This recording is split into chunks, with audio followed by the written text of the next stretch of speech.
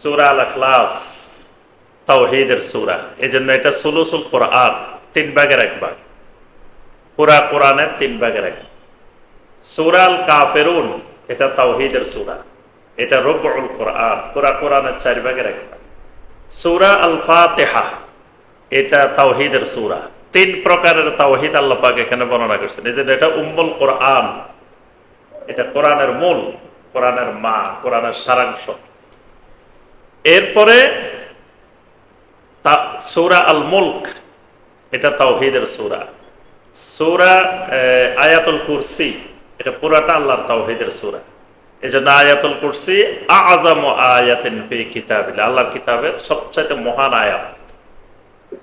যেই যে সূরাগুলো আয়াতগুলো তাওহীদের, তাওহীদের জিকির সুবহানাল্লাহি ওয়া বিহামদিহি সুবহানাল্লাহিল আযীম। আল্লাহ রাসূল সাল্লাল্লাহু আলাইহি ওয়াসাল্লাম বলেন সাকিলাতান ফিল মিজান, মিজানের মধ্যে দিলে এই 2টা কালেমা হবে অত্যন্ত ভারী। এগুলা কেন ভারী? কারণ এই 2টা তাওহীদের জিকির, আল্লাহর তাওহীদের জিকির। এইভাবে আফদালুজ যিকরে লা ইলাহা ইল্লাল্লাহ, সর্বোত্তম শ্রেষ্ঠ জিকির লা ইলাহা ইল্লাল্লাহ। কেন? এটা তাওহীদের কালেমা। তো এই কারণে এই স্তর হবে কিসের? মিজান। 5 নম্বর স্তর হবে কিসের? মিজান। 6 নম্বর স্তর হাউস। হাউস, হাউস মানে হাউজে কাউসার।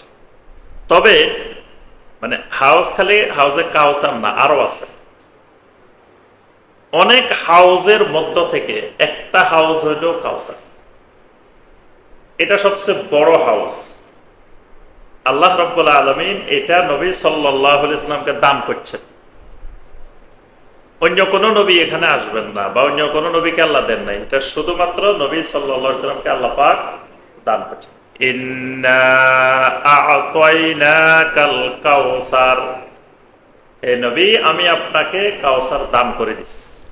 এটা আল্লাহ পাক দান করে দিচ্ছেন। কার জন্য দান করছেন বলেন তো দেখি? আমাদের জন্য।